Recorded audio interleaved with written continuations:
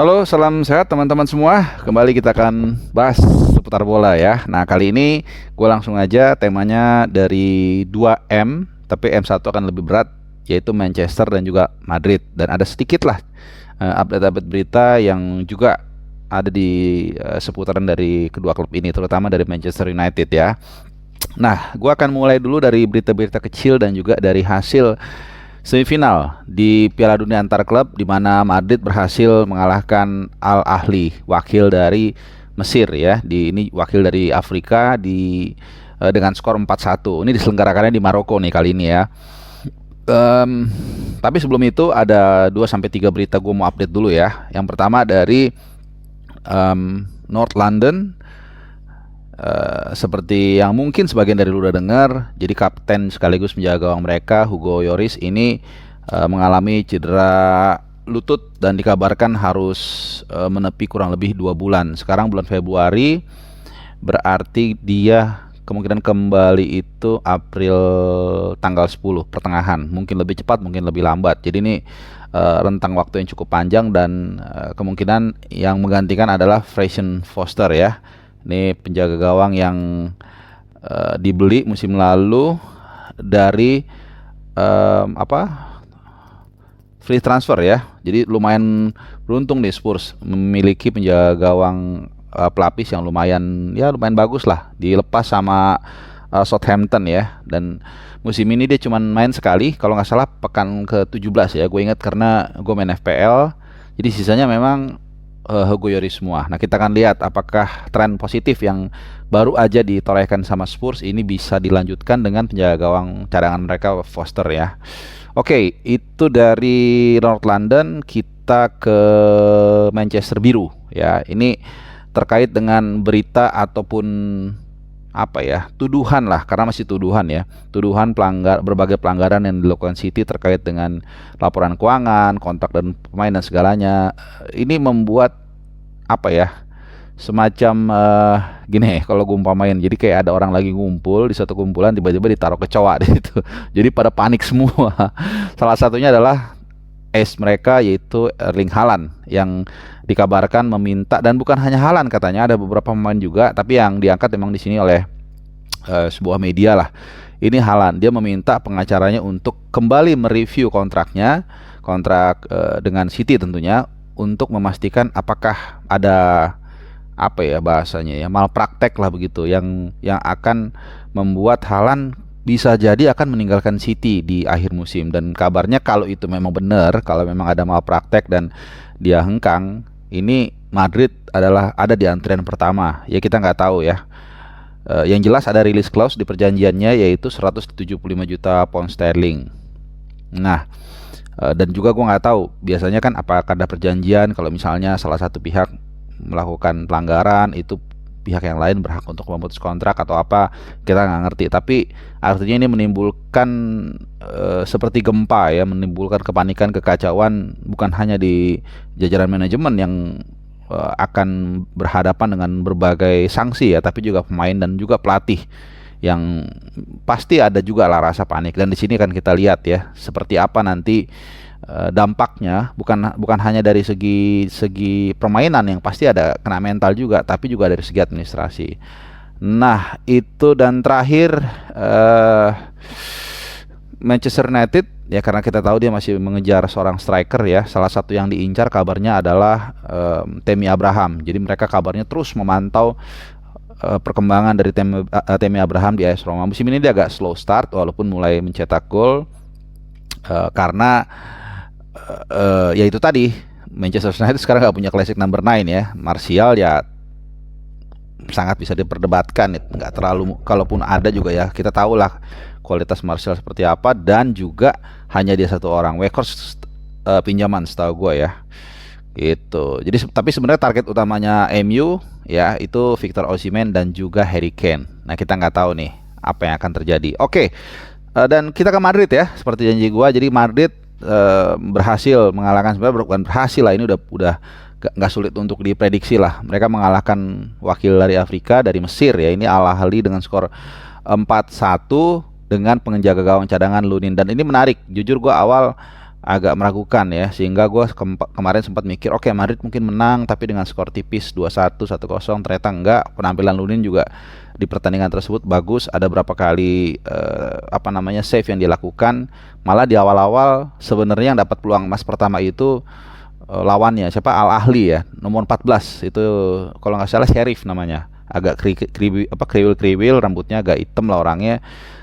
Itu dia shoot dari jarak dekat dan masih bisa dihalau. Jadi ternyata Lunin cukup bagus lah. Kenapa gue bilang cukup bagus? Karena walaupun itu sebenarnya bukan satu pertandingan, karena dia juga main kemarin waktu dikalahin Mallorca.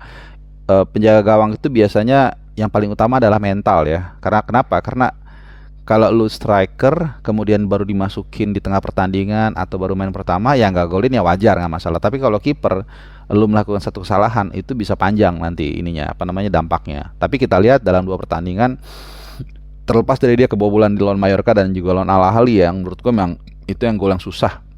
Penampilan cukup bagus, cukup tenang. Jadi memang Madrid, dan bukan hanya Madrid tapi klub era sekarang ini, seperti yang berulang kali gue mengatakan, beda dengan zaman dulu tahun 90-an akhir sampai 2000-an itu biasanya klub hanya punya satu kiper bagus, backupnya itu biasanya odong-odong. Ya misalnya kayak dulu kalau lu ingat MU tuh cadangannya Van der Go, kemudian siapa lagi, Juve itu Peruzzi, tapi cadangannya jelek lah, pokoknya jomplang. Tapi kalau sekarang nggak bisa, harus deket jarak ya. Tetap lah kiper utama pasti lebih lengkap, tapi kiper cadangannya nggak boleh terlalu jomplang. Nah itu yang gue lihat sih dari ini kemarin. Dan tanpa Benzema juga nih teman-teman ya, tanpa Benzema, tanpa pemain paling bagus di belakang, tanpa pemain bagus paling di depan, tapi ya kita lihat kualitas memang berbicara di sana. Walaupun sekali lagi gol kalau kita lihat lawan ini memang nggak seimbang lah. Dan juga satu menarik di sana, ada gol dari pemain muda ya, Arribas, ini pemain 20 tahun atau 21 tahun. Dia baru dimasukin dan langsung first touch kalau nggak salah, langsung dia cetak gol, menyusur tanah bolanya dan langsung disambut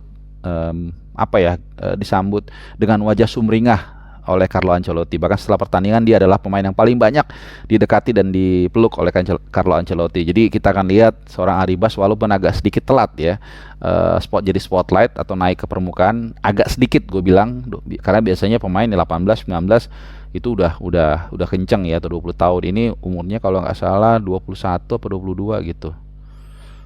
21 ya. Jadi ya kita lihat ya, Sergio Arribas Calvo. Ini asli Madrid, asli dari Real Madrid Castilla. Apakah bisa menembus tim utama dan menjadi pemain reguler, kita tunggu. Nah, kita ke materi utama yang paling lu tunggu-tunggu untuk fans Manchester United. Banyak yang mengatakan Manchester United kemarin gagal mengalahkan Leeds. Enggak, yang benar menurut gue adalah Manchester United berhasil berjuang, bermain dengan maksimal dan menahan imbang Leeds 2-2. Kenapa? Ini bukan sarkas ya. Karena kita tahu yang terjadi di pertandingan lawan Leeds ada pertama. Suka atau tidak, setuju atau tidak setuju, Premier League bukan lagi prioritas dari MU. Itu udah jelas ya. Karena dari klasemen kita lihat ini sangat jauh banget bedanya, itu 7 poin dengan Arsenal ya. Dan Arsenal punya 2 pertandingan sisa. Bukan tidak mungkin, tapi sulit. Apalagi di atasnya MU masih ada City. Sehingga kembali lagi mereka sebenarnya secara natural motivasinya nggak akan ada di situ. Itu yang pertama. Yang kedua, begitu banyak pemain cedera. Dan dari deretan pemain cedera tersebut, itu ada 1 atau 2 menurut gue yang sangat penting. Jadi bisa aja 5 atau 6, tapi pemainnya ecek-ecek, nggak ada masalah.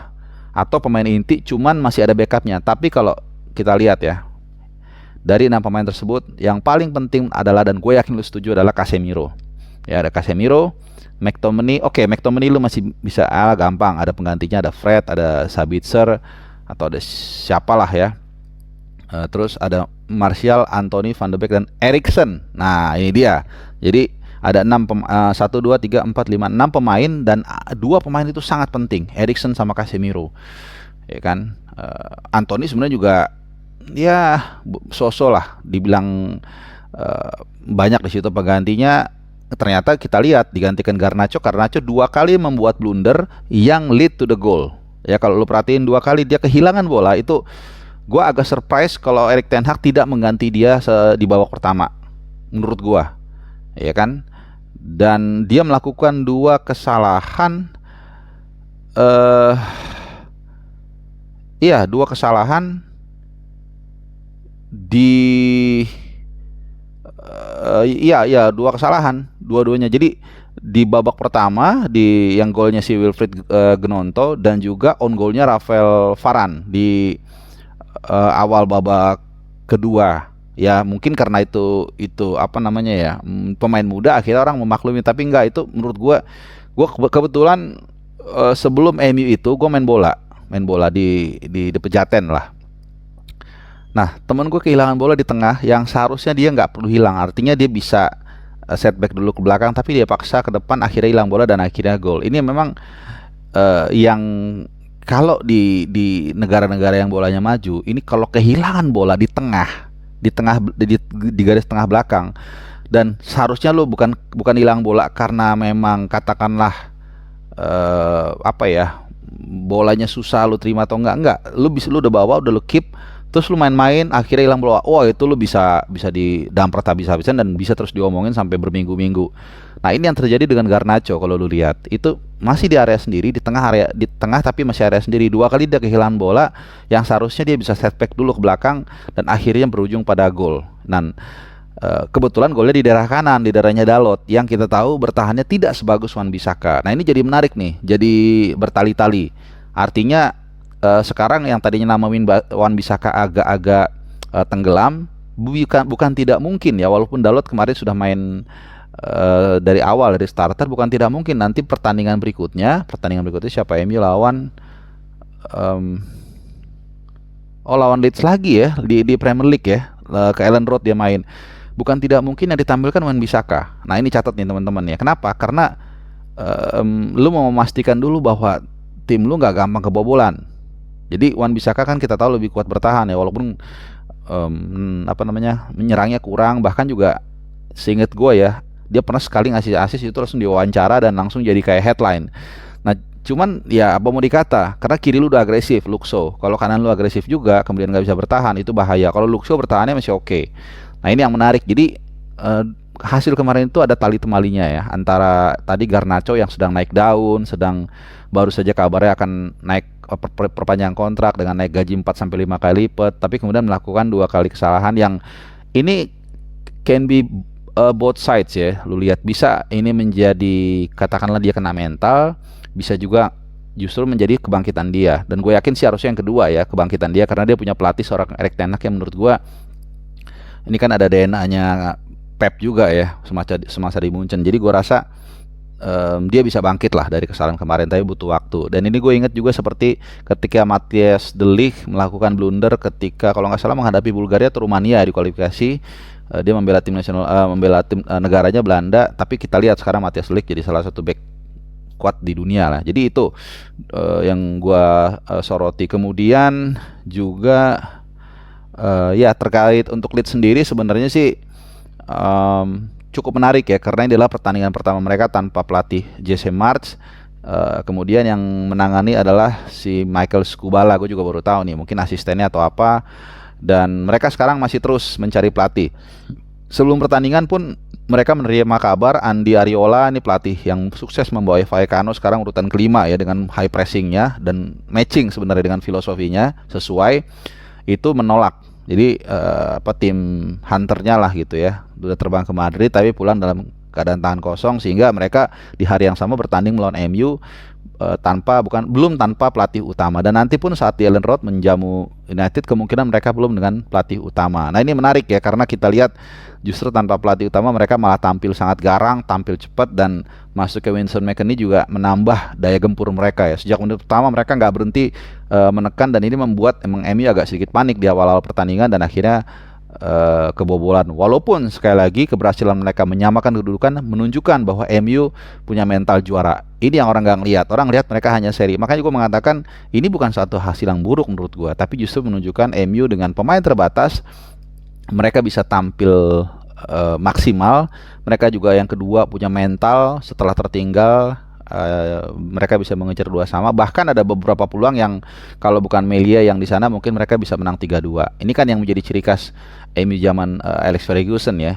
Mereka seringkali Fergie time ya, golin di menit-menit terakhir. Ini mental di sini berbicara. Jadi gue lihat ini bukan hasil yang buruk ya, apalagi mereka sebenarnya kan orang bilang menghentikan 4 rentetan kemenangan. Gue bilang enggak, melanjutkan tren tidak terkalahkan dalam 5 laga terakhir ya. Dan setelah melawan Leeds mereka akan menghadapi Barcelona. Nah di situ nanti akan kita lihat ya bagaimana seorang Erik ten Hag, sekali lagi gue mengatakan pelatih yang hebat itu bukan hanya bisa meracik tim yang ada, tapi juga bagaimana meracik tim yang kurang ada ya. Seperti Pilot itu bukan karena dia hebat saat di atas, tapi justru saat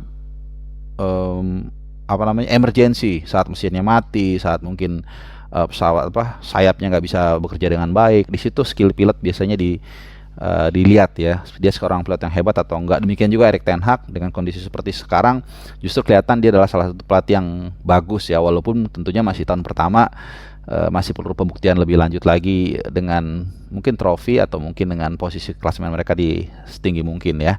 Oke. Mungkin itu dulu pemaparan dari gue terkait dengan duo M Madrid, Ancelotti dan juga Manchester United dengan Erik ten Hag-nya. Dan ada tadi sedikit ya update berita terkait dengan sepak bola di Eropa. Terima kasih sudah nonton, salam sehat dan ciao.